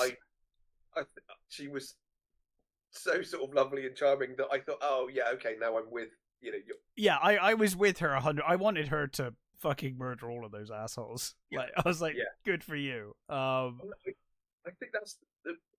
I knew the twist. I knew that she was a robot. Yes. I knew that Patrick was a robot. I didn't know that Patrick was a robot, so that's interesting. The only thing I didn't know was Sorry. Sorry. I didn't know going in. I did know when I watched the movie. I was like, clearly, right. Okay. Yeah. So the only thing I didn't realize, I didn't know, was the actual plot thing. The actual fact that, spoilers, the fact that Jack and fucking Megan are using Iris as a murder fucking weapon. Yeah, which I loved that twist. I think that twist made the movie for me, honestly. Mm-hmm. Yeah. Yeah, she was fantastic. Jack Wade was great. He was a real prick. I mean, the Megan Suri as Kat was. She didn't get an awful lot to do, but whenever she was, you got to the point where you think, oh, Josh is an absolute idiot, isn't he? Because he's just gone with this woman and she doesn't give a fuck about him. Nope. He's not picked up on any of the cues. No. He's such a moron. He's just an absolute idiot. Yeah. It wasn't a great movie. No, I think I said in my review, I think it definitely had some pacing issues. I think it's overly long as well. And it's not even that long. It's only another hour and a half movie. But it's one of those things. I think every now and again you come across a movie and you're like, this probably should have just been a short. Yeah, I think that's true. And the main problem this movie has is that other than if you go into it completely blind, I think it would have been better. Yes. Which is really hard to do because the marketing didn't help. Yeah, it's such a double-edged sword with marketing, right? Because on the one hand, you're like, well, people need to see this fucking movie, so you need to try and get them in. But on the other hand, you're like, God, I wish, like I always wish that the first time I saw Predator, I didn't know it was about a fucking alien. Yeah. You know? Yeah. Or The Thing again, another one. Mm-hmm. Obviously by that point, those movies had come out after I'd been born, before I'd been born, or around the time I was born, so I was unavoidably knew that. But the trailers always give those things away, and it is difficult. It's a difficult balance. The poster doesn't help either. The poster's got her with like blank eyes, so it's like, well, there's something wrong with that, already. I guess they decided the twist of the movie wasn't that she was a robot; it was the plot to kill. More of the plot, I guess that's the thing. I think if you were going in and you hadn't seen a lot of these sort of AI movie type things, then I think it would be right up there. Yeah, I mean, it's no Ex Machina or anything like that. It's not. No, and I think that even the point where Iris gets the controls herself, and she ups her intelligence, and she changes things. I did like the thing where she's playing with the voices and stuff. Yes. Just to test it out, and just like to going through the different languages and things. Those are really neat little things. I liked when she was messing with her pitch to try and drive the car as well. That was really tense. That scene. That was good. I really like that. But I'd seen that in other movies. I can't think of the one. There's another movie where a robot gets his controls and then ups his intelligence and ups his strength. Oh yeah. That stuff's been done for sure. So there was a lot that sort of reminded me of other things.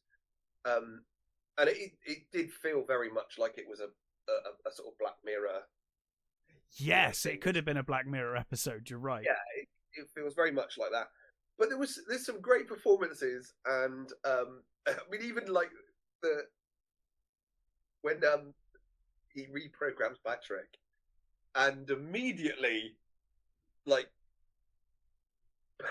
you just think, oh, what you did to her is worse with him, because he just when he says stop Cat, and he just fucking stabs her, and you're like, oh, maybe he should have been a bit more, Yeah. precise about how to stop her. And I love it when you get the two technicians turn up towards the end. I love those guys when they get outside and he's like, yeah, he fucking programmed him. Of course he fucking did. This guy's fucked. Yeah, that was so funny. He's like, oh yeah, this dude's. I love the whole idea. Again, we're spoiling here. Again, when he makes her shoot herself. Yeah. And I mean, I guess for me, when you think about robots and stuff, you think, well, it's not necessary that her brains are actually in her head. She's a robot. Yeah, so, and you would have assumed he would have. Yeah, but he's clearly an idiot. Yeah, well, clearly, but when you're using this whole plot to murder someone, you think you would have figured out how that worked. Just his face when the is it Sid says, "Oh yeah, we'll get her back and we'll check the footage," and he's like, "Yeah, what footage?" He's like, "Oh yeah, all these robots, they record everything." It's like, it's in your user agreement. Didn't you read the user agreement? He's like, yeah, sure, I read the user agreement, and you do know that no one is gonna fucking read the user agreement. But that joke comes up several times in this movie. That did you not read the user agreement? Which I did get a kick out of. And when they're sat in the car and he's like, "Did you buy any of that?" And he's like, "No." It's like, he clearly reprogrammed her. He's fucked. Yeah, because he says, "Oh, he clearly modded her." That was the thing, because modding is illegal. He doesn't necessarily suspect him of murder, but he thinks that they modded her illegally and then broke the terms and conditions, and that's what led to everything. Yeah. They're completely sort of unfazed by the deaths, though, which is funny. Well, yeah, and I love that, though, because it's like this clearly happens quite a lot. Like, the company are sweeping it under the rug and like, yeah, don't worry about it, whatever. It's also the way he says, like, the younger one is like horrified. Yeah. And he's clearly more, he clearly he's more sympathetic because he helps Iris out. But he says, like, why are people like that? And he's like, what do you mean? What, he's at the end of he says, I don't know why people keep their, robots chained in their basements and things and like that.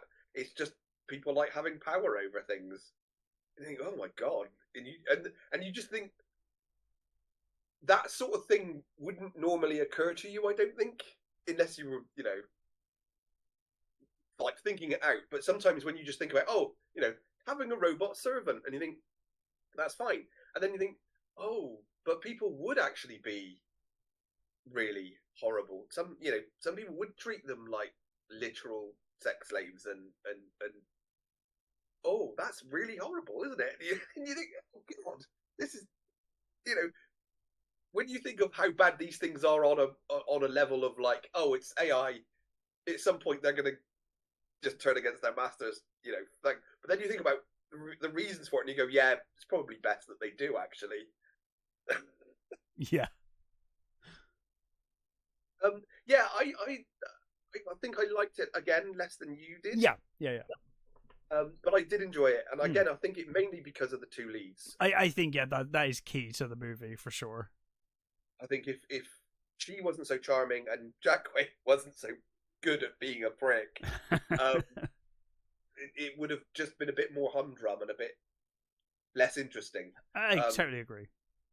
The leads really, and even Patrick, I thought he was was great as his almost mindless automaton that he is. Who's I like just the fact that he's an older model, and Eli is genuinely in love with him and has kept him. Yeah. When he probably should have traded him in, and it's clearly been a while since he's had any upgrades and stuff, and he's just kept him because he genuinely is in love with him. Yeah. It's quite sweet when I thought so. Yeah. So it's a sort of, it's a been there, done it before, yes, but done well. Mm-hmm. It's elevated by the performances and the acting. So yeah, it gets my thumbs up because it's slightly better than other ones of this type that I've seen before. Yeah, I mean, there are better, like Ex Machina is, and I'm not the biggest fan of that movie either, but it's I think great movie. It is. Yeah, it's done well. Yeah, it's a fucking great movie. Well, this is it's purely their performances that make this movie, and yeah, I liked it a lot. Well, I think that's all of the movies. It is. Moving over to news, I thought, because usually the way we do this is we talk about trailers and then we talk about deaths and we end on a miserable note. So I figure let's do the deaths, get the deaths out of the way first. Okay. So Joe Don Baker is the one that I'm aware of since the last time. I don't know if there's more. Okay. But Joe Don Baker, obviously Walking Tall, and then later the Bond movies. He was in Living Daylights and Goldeneye. He's one of those guys, you see him and you're like, oh yeah, I recognize him. He's been in like everything, but never other than I guess Walking Tall. Never like the main star. But I didn't know if there were anyone else that you were aware of. No, I don't. I actually didn't know he died. I think it was recent, like last couple of weeks. It was quite recent. It wasn't very May 7th. Oh, okay, yeah. So a couple of weeks ago. Yeah. But yeah, I mean, great actor. He was always one of those like great side characters in most movies. Yeah. It was always weird because he played a proper villain in The Living Daylights, and then in the sequel in Goldeneye, he's like a totally different character. Yeah. Yeah, I liked it. I liked him as the CIA guy. I did. I thought he was great. He was funny. Fletch as well. I love that movie. That's a great movie. Yeah. I still haven't seen the newer one. There's a newer one with Is there? I didn't even know there was a newer one. Yeah, it's got what's his bloody name? Guy who played Don Draper. Oh right, I had no idea they'd done another one. It's got him as Fletch. Oh right. Well, I'll have to find that. It's one of those movies that I wanted to watch and just not got around to. Yeah. I think it all came out and disappeared straight away, but yeah. Onto trailers, I guess. I've had quite a few trailers lately. Really good ones. Yeah, where do you want to start? Well, let's start with kind of the big one, I guess, the Superman trailer. Yeah, so I fucking hated the first teaser for Superman. And I kind of gather that people have been I think there's been like an inverse thing with me versus most people where a lot of people seem hyped and have thought it looked worse the more they've seen. I've gone the opposite direction. I still don't love it, but I think it looks better now than it did when I saw the teaser, because I hated the teaser. Yeah. Now I'm like, well, this looks kind of mediocre, which is better than what I thought looked like a fucking migraine in the teaser. So, Yeah. The thing is, this is one of those movies where I'm doing my best to really want to like it, and Superman is your guy, right? So yeah, Superman's one of my favorite heroes, and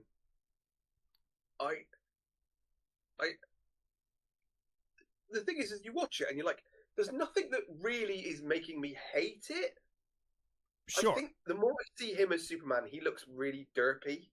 He doesn't look quite right as Superman. No, I don't know whether it's the actor's eyes or what, but there's something about him that just doesn't make me think Superman. Well, we were saying the guy they got to play Superman in the latest TV show. Yeah, Superman and Lois. He's great. He's fantastic. He was a much better choice. And he had the best introduction as well. That whole, him moving the car and the kid saying, "Hey, nice suit," and he literally says, "Thanks, my mum made it." That's fucking Superman. Yeah. That's that right there was Superman, and he's really fucking good at it. This just seems a bit. There's nothing that's sort of really making me go, "Oh yes, I must see this movie." You know, there's more red flags than good flags, if there's such a thing. Yeah. The thing is, it seems to have all the right things in place. I mean, fucking Nick Holtz as Luther, I think, is going to knock it out of the park. I think I'm more excited about seeing that performance than anything else. Yeah. I love Brooke. I think she was so good in Miss Maisel, and I think she's going to make a fucking great Lois Lane. Yeah. It just seems to be all the other bits around it. Like, I don't know why it has to have all the other superheroes in it. It's the first Superman movie. It should be really just about Superman. I totally agree. I don't know. I mean, just do a movie about Superman, and then you can have, I don't know, you could have like you're in the Daily Planet, so there's news articles. You could just have a news article about the Batman of Gotham or some shit. You know, like we don't need them in the movie. If you want to hint at a larger world, then do that. But I agree, Superman should stand alone in his first movie, 100%. Yeah, and I don't know. I mean, nothing about his voice made me think Superman or the whole trailer. The way the trailer's done anyway is I don't know whether it is that James Gunn wants to show us the vulnerability of Superman, and I guess he does. I guess he's going him getting beaten the shit out of. It's like no. I don't want to see that. It's the first thing I see of this new Superman. It's weird, isn't it? I guess he's focused on, because the common criticism of Superman is that he's overpowered, and therefore you need kryptonite to do anything to him, and it's kind of boring. And I guess maybe it's a reaction to that, but well, there's a guy called Perry Chan who works for Nerdrotic. He does his editing and stuff. He's his editor, is he? Yeah. Okay. So that's interesting. He's done a edit of the trailer, and he's put it all in, he's put the Superman saving the girl and the going against the kaiju at the beginning. Right. He's doing he's got all the heroic stuff first, and then builds up to the more miserable stuff, if you like. And he's using not the version of the Superman tune we get in this, but the proper full-on orchestra Superman tune, and it makes the film seem so much better. It's like, I kind of want to watch that if that was what you were showing. I mean, it's still not, because the guy they've got as Superman is still not woeing me yet, but it just goes to show how just with a few tweaks of something. Well, that's the thing, isn't it? And it does make you wonder whether the actual movie will be a lot better. I hope so, because I really want to, like this. And I like James Gunn.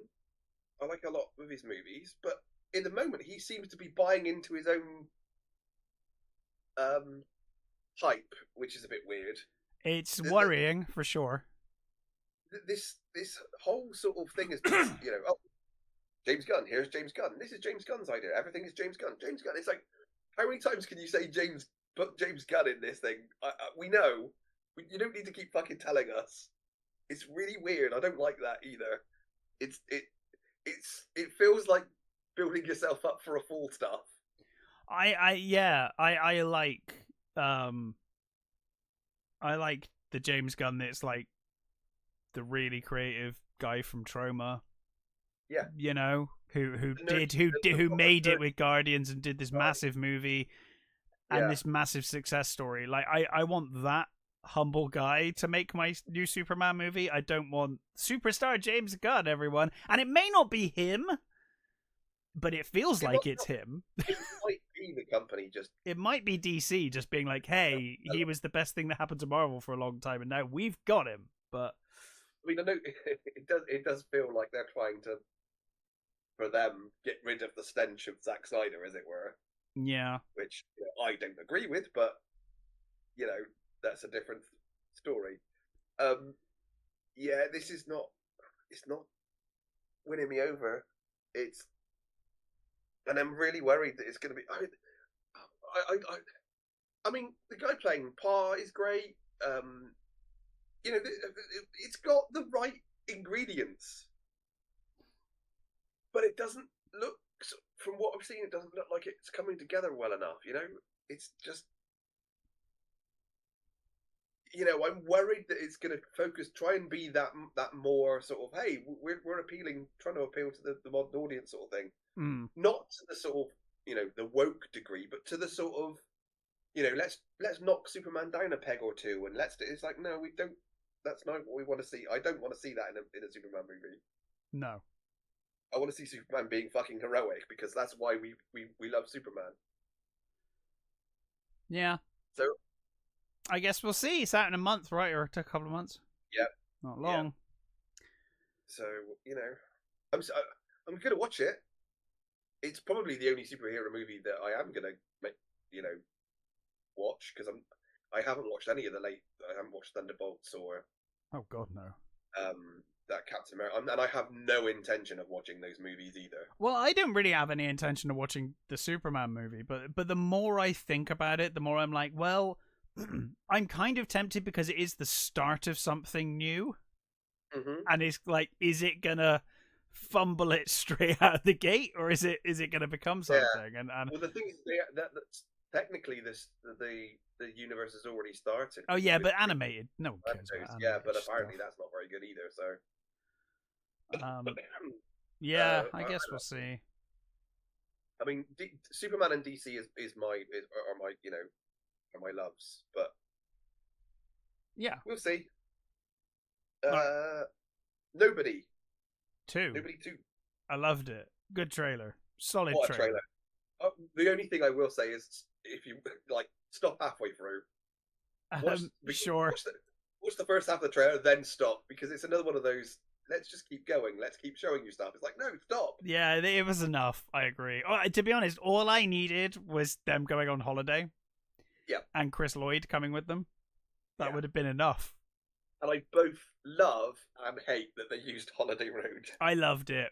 They know their target audience are old enough to know that fucking reference. Part of me goes, oh, you bastards, you can't use that. You shouldn't use that. And then the other part of me was like, yay, Holiday Road. They understand me. Yeah. Yeah. They're like, hey, you like this kind of movie. You'll like this film. Yeah. We know. But I think they seem...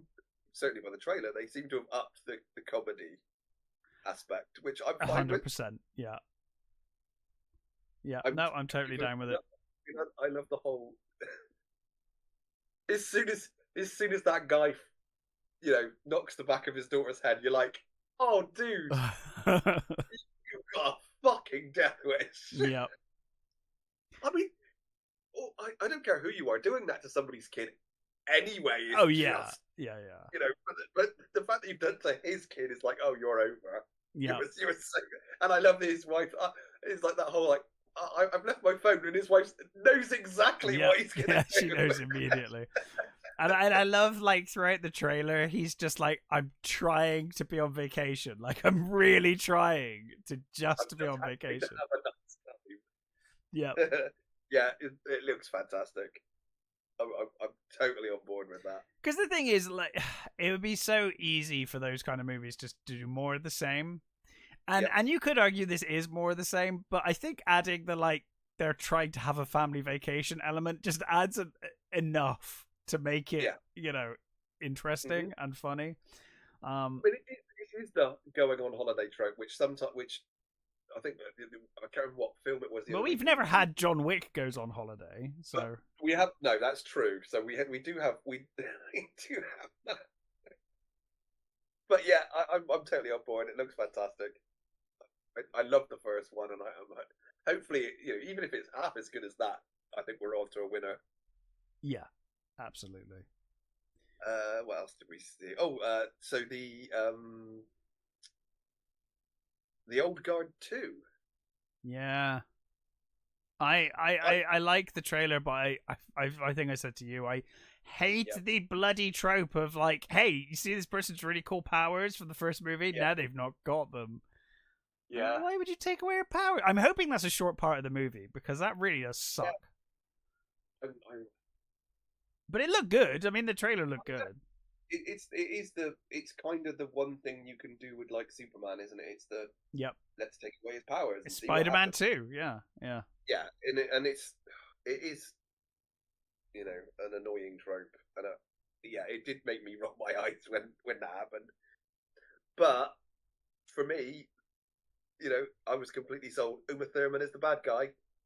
Yep. Who the hell doesn't want to watch Charlize Theron and Uma Thurman beat the shit out of each other? 100% behind this. Yeah. I mean, that's the best decision they made, was making Uma Thurman the bad guy. Yeah, it's totally a solid choice. On board. Yeah, and I really liked the first one. It was. I enjoyed it. Yeah, I enjoyed it quite a lot. It was really fun, but it had some nice moments, and I liked a lot of the characters, and it was good fun. And I think it's probably going to be more of the same, really. Yeah. So yeah, I've not a bad trailer. No, not at all. The whole, you know, eye rolling part aside, still on board. Yeah. Did you see the trailer for Spider-Man Noir? I did. That one was one of those ones that they dropped, and I think it took a while for people to talk about it because I think a lot of people thought it wasn't real. I thought it was fake. The first time I watched it, I had to rewind it and be like, "Oh no!" And then I checked, and I was like, "Oh no, it's Sony. It's not Sony. Sorry, not Sony, but the other whoever it was. It was an official company." So yeah, they were talking. I mean, they've been talking about it anyway, and I knew. Yeah, but because it was so stylized, I was like, you could easily fake this because Nick Cage's face appears for like 5 seconds, and you're like, you could easily chuck that in. No, I thought it looked really good, actually. Yep, I was really happy with that. I thought, oh come on, I mean, when they announced they were going to make one, yeah, we were all happy, but yeah, fantastic. I wasn't completely convinced that it would ever see the light of day. I thought it was probably going to be one of those projects that would quietly slip away and not. It's got to be a miniseries that purely and only exists because Nick Cage wants to do it. I think so, yeah. I imagine that's why it's happening. I think he did such a good job in the Spider-Verse that people just wanted to see more of that. Yeah. And why not? Yeah. I mean, I think as people have pointed out, probably not going to be Nick Cage running around in the suit anyway. No.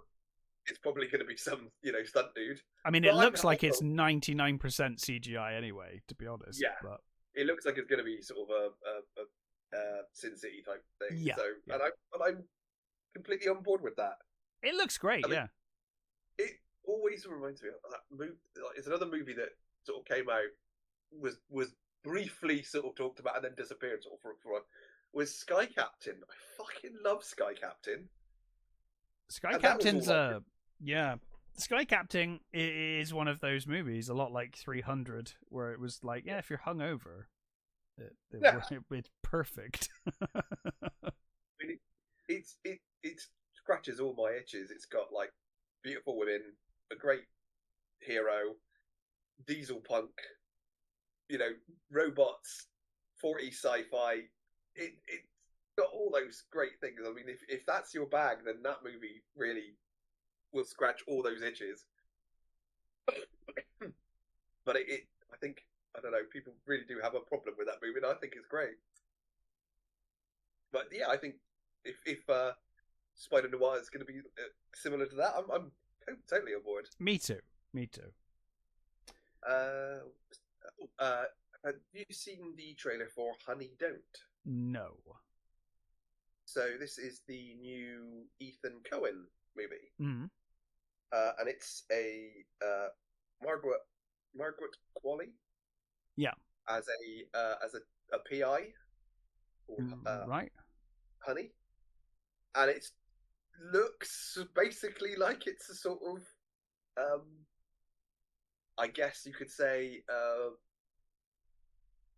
Big Lebowski-esque sort of caper, right? It's Ethan Coen, so you'd hope it's going to be sort of quality. But I really like the trailer. It's Margaret Qualley being the sort of tough private eye and looking great. It's got Chris Evans in it as well. Okay. Yeah, It's got Chris Evans quite is it's the got bad guy. quite a good cast. Charlie Day, Audrey Plaza. Yeah. Yeah. Mm-hmm. Aubrey. Aubrey Plaza, great. Yeah. Yeah, it looks fun. Evans doing a sort of dodgy con man preacher, basically. Yeah. And it looks like it's got shades of Kiss Kiss Bang Bang. Have you ever seen? Yes. Yeah. Fucking brilliant sort of, detective fun, detective comedy movie, which is great. I'm completely on board with this. I'm really looking forward to that. I thought it was a great trailer. Was there any else? Oh, Weapons. Have you seen the trailer for Weapons? No. So this is a horror movie. About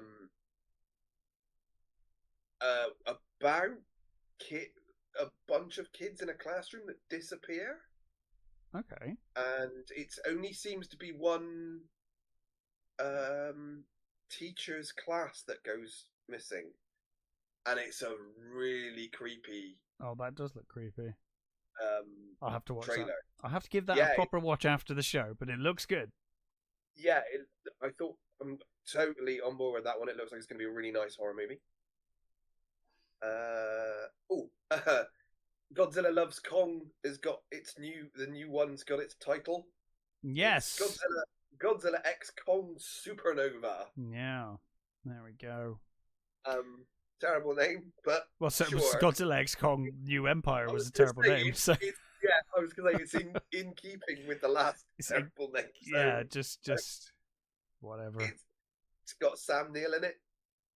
Sam Neill's going to be in it, and apparently season 2 of Monarchs on the way as well. Well, I'm curious. I'm quite excited for I'm more excited for Monarch season 2 than I am for the next Godzilla X Kong movie. Yeah. I'm curious what they do though, because -1, I think they were like, oh god, we need to make this really serious now. Yeah, that's my worry. Although you cannot have a serious movie called Godzilla X Kong Supernova. That's not possible. No. I mean, and I think, and also it's going to be interesting to see how Monarch goes, because season 1 was very King of the Monsters. Well, for me, it was a series of 2 halves. It was annoying kids that I didn't want to watch, and fucking cool sort of 40s, 50s, people trying to track down monsters, which was fucking great. And I think we're going to get less of the cool stuff now, because we're kind of all caught up. And it's going to be more the new kids, and I don't know whether that's going to be a good thing. I think some of the characters grew on me during the show. The one girl who just was a complete asshole the entire show, I never grew on me. Yeah. No, not May. Was May the good one? I can't remember which one it was, but I couldn't stand her. Yeah. But some of them were all right, We'll see. We'll see where it goes. But yeah, Godzilla X Kong Supernova. Obviously, I'll end up watching it. Of course. We'll see what happens. I don't know. Where do you go from here? They've gone so show us silly. Space, hasn't it? Sorry? It's got to be space, hasn't it? Well, I assumed Space Godzilla. That was my first thought. Yeah. Or you do Ghidorah again, but I can't imagine they'd go back to that so quickly. I imagine it'll be Space Godzilla, or maybe Destroyer if they wanted to do something a bit more serious and, I mean, I'd love to see more Ghidorah. He's my me too. My baby. Me too. Ghidorah's my baby. Well, and I also think, as you've said before, I do think that on balance, King of the Monsters is the best one they made. I think it balanced the tone best. Of the movies. But I guess we'll see. We'll see what happens. I was not terribly enamored with the last one, so we'll see. I really enjoyed it, but it is. I enjoyed it for what it was, but it's like this is undeniably going downhill. At this point. There's some really nice things in it. There was some, hampered by bad design on the creatures, on the bad guys, and also just the fact that it all happens in the Hollow Earth. Like, the whole point of kaiju is that they're massive, and you have no sense of scale if everything else is also massive. I felt like I was watching a Planet of the Apes movie for like half the movie. It was weird. Yeah, it did. I mean, I did quite like the Scar. Is it Scar? Scar King, yeah. I thought he was quite a cool bad guy. Yeah. You know, there was that. But yeah, of course we're gonna watch it. So terrible name, but we'll see. We'll see what happens. So one that initially horrified me, but then was like, oh, okay, maybe, was the Rambo Origins movie. Well, I assume that you and I both thought it was going to be terrible for the same reasons, and then suddenly thought it was going to be okay for exactly the same reason. Yeah, and then Jelmari Lander was put forward as the director, and we're like, okay. Yeah, that's got potential now. Yeah. I'm listening. Because otherwise, I just thought, no, don't do this. It's going to be awful. But and it still might be fucking awful. Oh, yeah, it could well be. But it has at least some hope now. At least it's got a bloody good director, you know, at the helm. So there's that. I mean, I'm not really sure I ever really wanted to see Rambo before. No, of course not. First Blood. That's the problem with a lot of these origin movies and stories. You're like, but do I really need or want to see that? Not really. Because, I mean, it's just going to be basically him surviving and being tortured and all of his friends dying, but a few of them. And but that's the thing, isn't it? It's like when they were on about doing like a Taken prequel, and you're like, what? So he's just doing his fucking job? Like, it's just like what are we doing? It's just a spy show. Then, yeah, it's just a generic spy show now. Great. Yeah, it is weird. I feel like sometimes they quite often decide to do these prequels without considering whether there's any reason to or any benefit to it. No, but we'll see. Yeah, I'm very interested to see who they're going to cast as young Stallone. Yeah, me too. I mean, I guess that's going to be the problem, is that this was a book, and by rights, they could do they could do another version of Rambo. Somebody else can play Rambo. But the question is, would you want to see someone else as Rambo? Well, I guess we'll see. It's got a great director, so there's that going for it. I think that's kind of it. We did have I did point you in the direction of the new Distortus Rex for Jurassic World. Oh well, the trailer's out today, so we did get a little brief but very in shadow look at the dumb thing. Oh my god, does it look derpy? It looks awful. It's I'll tell you what, that I was pretty much fuck right off with this movie anyway. Yeah. But when you showed me the picture of that toy, I was like, I'm not watching this fucking movie. Like, I don't care. What is it that they just can't design a cool looking fucking dinosaur? Well, or just using dinosaurs are pretty cool. Hey, cool look. Yeah, there are many cool looking dinosaurs. Like, I don't need you to fucking invent new fucking dinosaurs. I'm watching your stupid dinosaur movie for fucking dinosaurs. I mean, if you feel like you need to up them, then maybe just up something on them, like their intelligence or their strength or whatever. But you don't need to make a whole new one. Just find a cool one. Yeah, go to different eras, different periods in history. You know, there were. I mean, obviously half the dinosaurs in Jurassic Park are not from the Jurassic period anyway. But just there's so many fucking dinosaurs you could pick from. You don't have to go to. And if you're gonna, like you said, make it look cool. Yeah. What the fuck is that thing? It looks awful. So dumb. It's like a deformed Rancor. Well, and that's the thing, right? So why did you make it? Was it just... I don't understand what you're making it for. Because it doesn't even look like a dinosaur. So people going would just be like, what the fuck have you made? This is horrifying and I don't understand. It's a big ugly monster. And it's too big to be used for the military. So that doesn't work either. If that's going to be their game, that's dumb. Something that big will just get shot by the military and die. So... I just don't understand why they keep doing this. It annoyed me enough with the Indominus Rex or whatever the fuck it was in Jurassic World. That annoyed me. And it's just got worse and worse ever since then, so... It looked like it was kind of cool looking. At least it looked like a dinosaur. Yeah. I just hate this argument of like, oh, well, people are bored of dinosaurs. Like, no, people are not bored of seeing dinosaurs, you dickhead. Yeah. Like, oh, yeah, I'm kind of bored of seeing lions. No, you're not. No kid has ever been like, oh, yeah, I can't be bothered to see the lions. They're boring.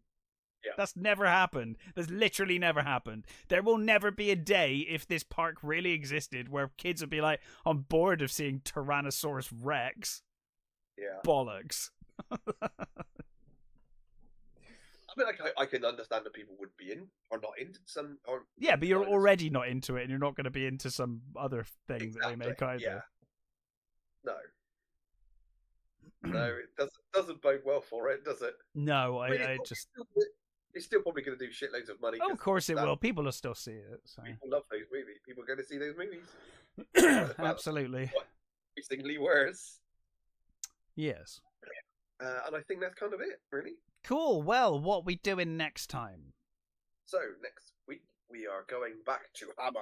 Yes. And we are doing Dracula, Prince of Darkness. Oh, yeah. We agreed to do that one. That's my memory again.